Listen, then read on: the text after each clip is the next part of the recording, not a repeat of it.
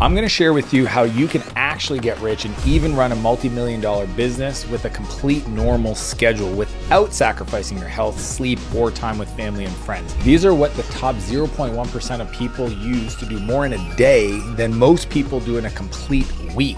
And they're what I use every single day as a multi-million-dollar CEO, despite having crippling ADHD. I'm going to show you everything you should and shouldn't be spending time on, and even go over my complete calendar so you can immediately implement this process into your life. The first time rule is spend money to save time. See, most people spend time to save money. They mow their own lawn, they get their own groceries, they drive to Costco to save on gas. They're offering their time to anybody, strangers. Then they have no time to actually invest in themselves. Rich people spend money to save time. Delivery services, lawn care. I mean, I don't even put gas in my own car. I didn't start there, but I got to that place because what I learned a long time ago is the difference between a broke person and a rich person is a broke person prioritizes things differently. They prioritize their money over their time. They value their money way more than they value their time, but rich people value their time more than they value money. Only spend time on activities that are gonna make you money. Either they make you better,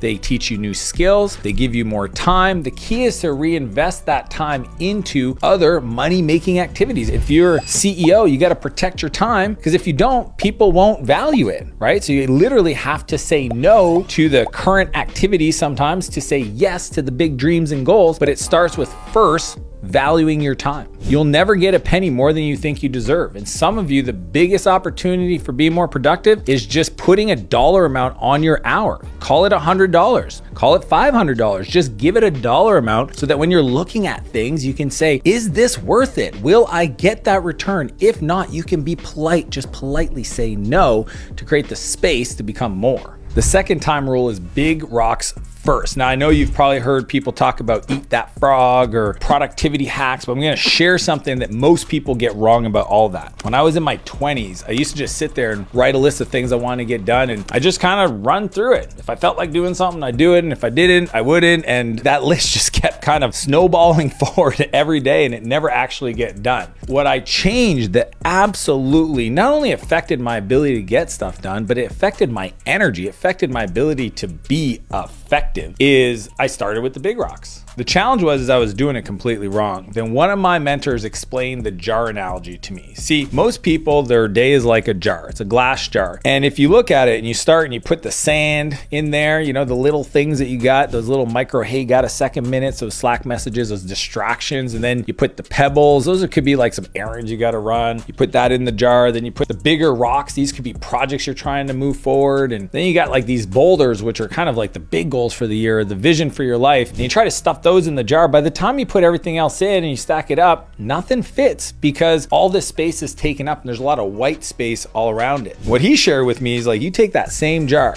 and you start with the big rocks. So you put those big, massive rocks in, your vision, your goals, you put those in. Then you put the pebbles, you know, the projects, the meaningful things that you have to create. Then you can pour the sand in on top of it. And then he said, let's see this glass of water. This is just even more stuff. And he just pours the water in it. It just kind of goes into the jar. When you start with the big rocks first, you will get all of it done. If you start with the little things, none of it will get done. It's death by 1,000 paper cuts. It affects your energy, your emotions, your ability to drive towards outcomes, because you're doing it in the wrong order. So for example, I've got this document called the preloaded year, and it's essentially a one-page document with each month as a line item and each day as a little square. And what I do is I use this to put all the big rocks on the calendar, the vacations, the birthdays, the big events, the money-moving activities. I like schedule it into my calendar and I look at the energy. I used to make this mistake all the time where I would organize a 3-day event and then go on vacation right before it. Well, I was not present on vacation with my family because I knew coming back I had this massive event that probably had a lot of loose ends I was getting pulled into while I was on vacation. So this one little tweak of moving the vacation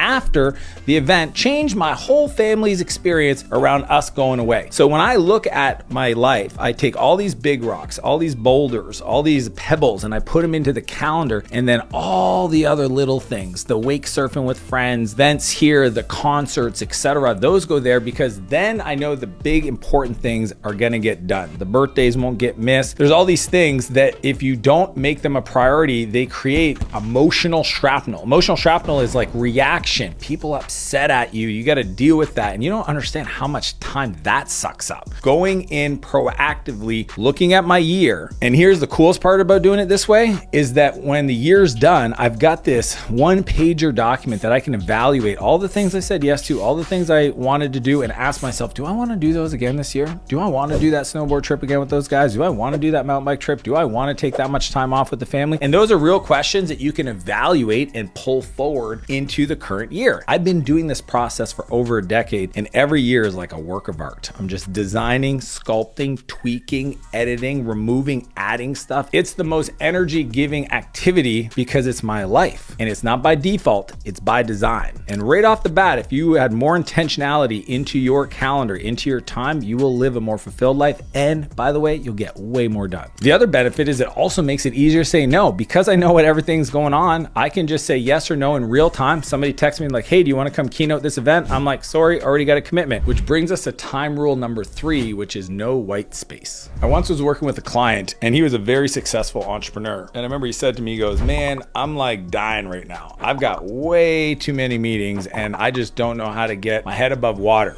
And I said, well, just show me your calendar. And he shows me his calendar. And did he have a lot of meetings? Yep. Was there a lot of white space all over the place?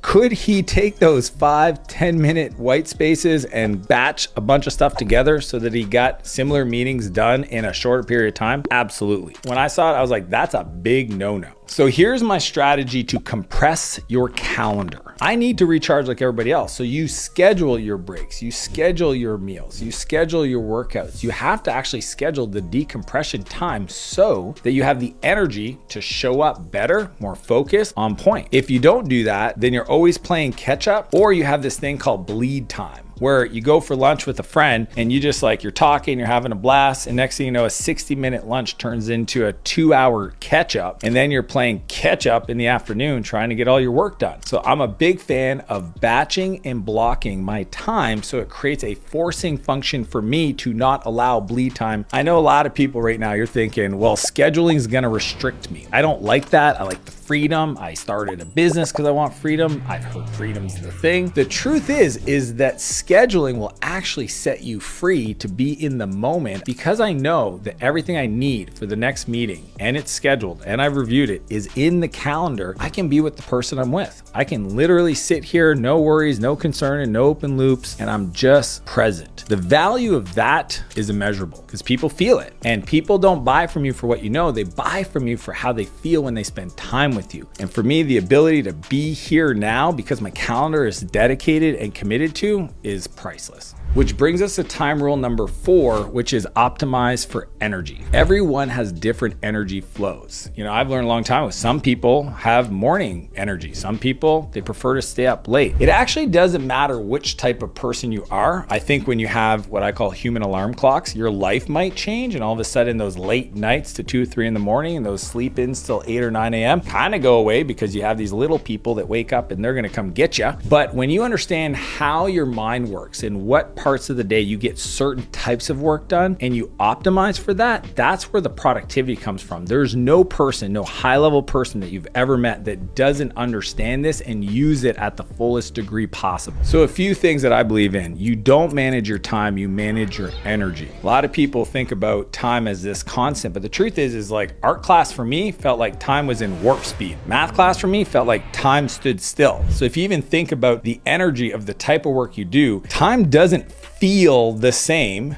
because the type of work you do in that time matters. So if you know that some of the most critical creative work is best done in the morning when your mind is fresh and your ideas are ready to go, then you have to bring those creative ideas to the morning. If you know that your favorite time to have collaboration and conversation with other people is in the afternoon, then schedule those meetings in the afternoon. But the problem is most people, they just put it all wherever it goes. You know, the morning has 30 minutes of creative work, and then 30 minutes of a meeting, and then 30 minutes of a sales call, and 30 minutes of a conversation with my team, and it's just all wacky on the energy side. So for me, I'm always looking at the energy throughout the day, the type of work I'm doing, how it makes me feel, and I'll even go as far as saying, okay, this type of work feels best after I work out. Let's batch that after I work out. This type of work feels best, right before the end of the day when everybody's kind of done and we're doing just creative brainstorming, so they're not trying to worry about work. Planning, best to do it on a Friday for the Monday versus Monday morning, because Monday morning people are ready to get the work done. They're not thinking strategically and wanting to plan. That level of awareness on your energy will change the game for you to be way more productive. Which brings us to time rule number 5, which is batch work. One of my favorite exercises to show clients when I'm working with them around productivity is the idea of counting to 1 to 26 and also saying out the alphabet. So if I ask you to count 1 to 26 and you do that, and then I say, okay, now say out loud A, B, C all the way to Z, and you do that, and I measured you to do those two things as fast as possible in order, most people could get them done in about 45 seconds to a minute. As soon as I ask you to go 1A, 2B, 3C and onward, all of a sudden the time takes 2 to 3 times more time. Most people are context switching all day long versus what I teach people is to dump all of the activities, all the projects, just dump it down on a piece of paper or in a note file on your phone, and then group similar activities together. Then we sequence them by blocking them into your calendar. So the best way to do this that most people are never taught is to dump, chunk, and sequence. So what we do in step 1 is we dump everything on our minds. When you're feeling overwhelmed, there's a lot of loose ends, just get it out of your brain onto pieces of paper. Your brain is not meant to be a storage place for information. Then what I want to do is I want to chunk those similar activities together so that I can look at it. If it's phone calls, I'll put those together. If it's meetings I'm going to have with other people, I put those together. If it's creating content, I put that together. If it's saying no to things, I'll put all those phone calls together. What I'm doing is I'm grouping them to similar type energy and putting them together. Now, this is where sequence comes into play, where I take all those activities and I block them into my calendar in a sequence that respects my energy and has the highest probability of being absolutely awesome. So if I'm shooting content, you're better off shooting 3 videos, not 1 today, 1 tomorrow, the one the day after. If you're already in the zone for creating content, you've already ramped up, shoot the content. Same thing for like project management, same thing for like creative work. Look for things that are similar headspace and energy. Example would be writing,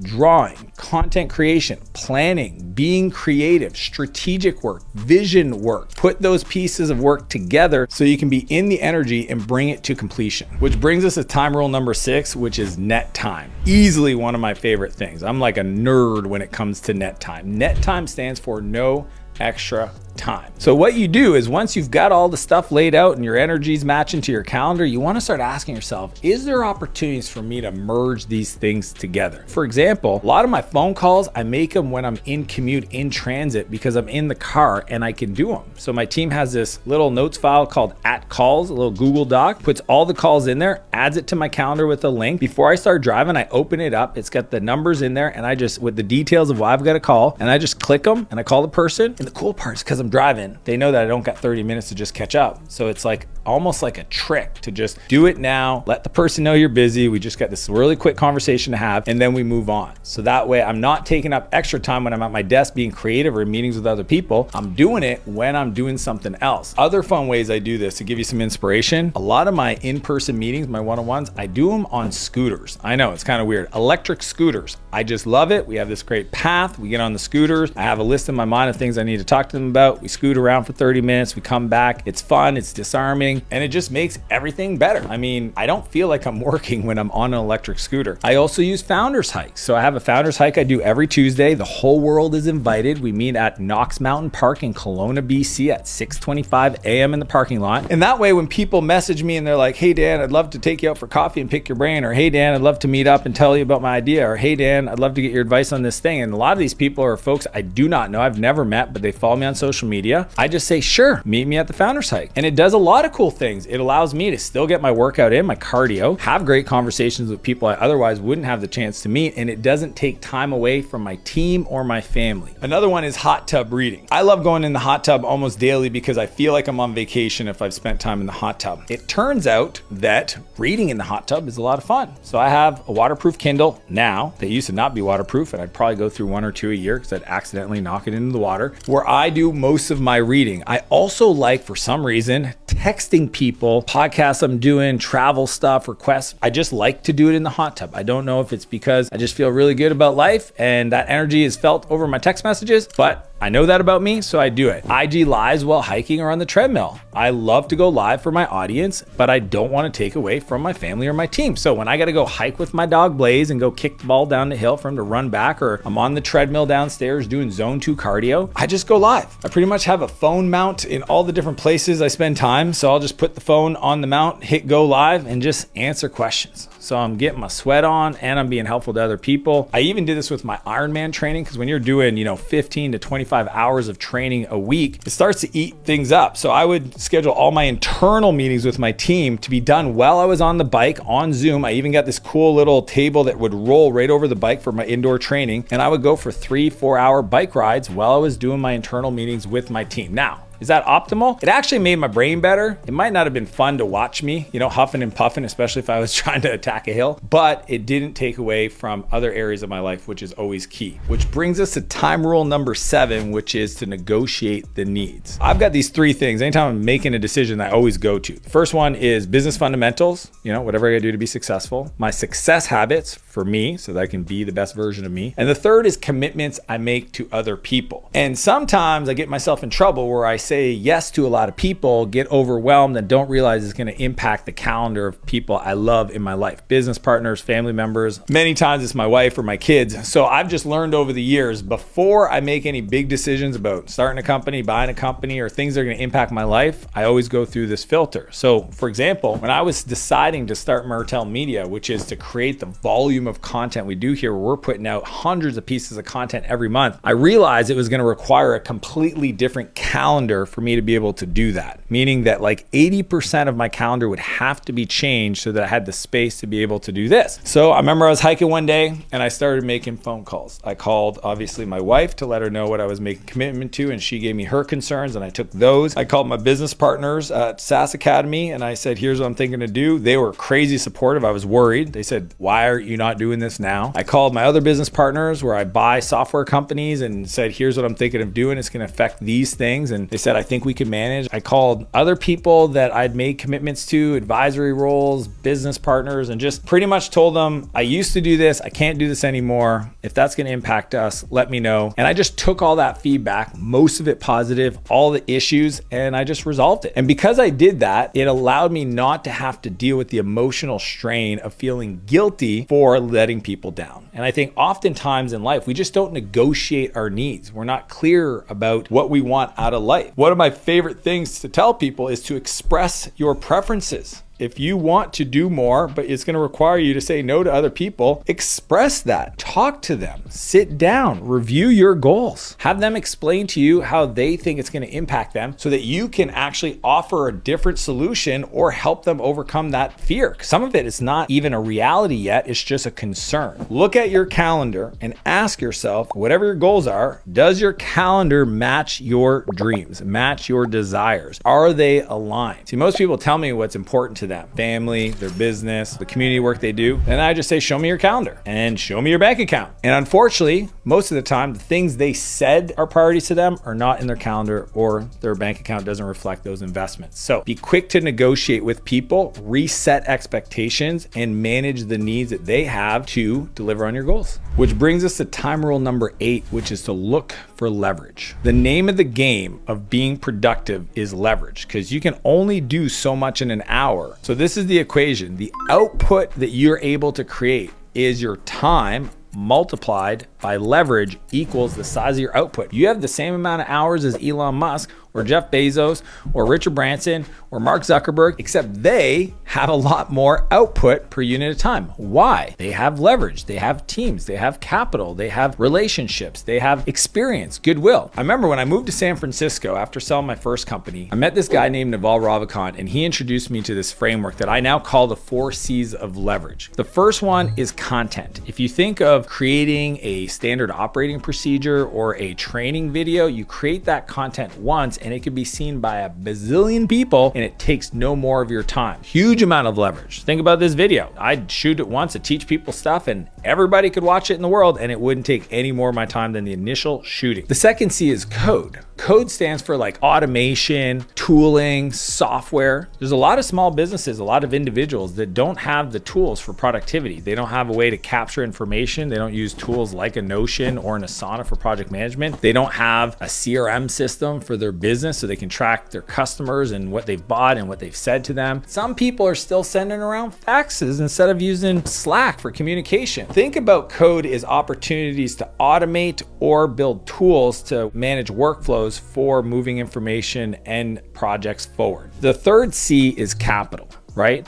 As much as I think it takes resourcefulness to be successful, not money, certain things like inventory requires dollar bills to pay somebody to give you that inventory to turn it into a finished good that you can sell to a customer, or for you to invest in, a computer so that you can be more productive, or the latest iPhone, or the camera that you're going to need to create content. So there is capital, and you want to make sure that you're always asking yourself, like, how do I get more efficient with the use of capital? Because then I get more leverage. The fourth C is collaboration, and that really comes down to people. And this is where most of you guys probably have experienced this, right? If I want to get more done, I need somebody to help me. How do I enroll that person into helping me without it taking more of my time? Because if I want it done right, you hear this all the time, I should do it myself. That's a failed strategy. To the degree that you can master these 4 C's, content, code, capital, and collaboration, anything you envision could come true. That's how we increase our leverage and our productivity and our output. If you don't understand this, then you're just going to be working really hard, long hours, and you're not going to get a lot done. You need a better way to create output using the 4 master skills of leverage. That's how I schedule my day as a multi-million-dollar CEO. But if you want to watch this play out in real time, click the link and I'll see you on the other side.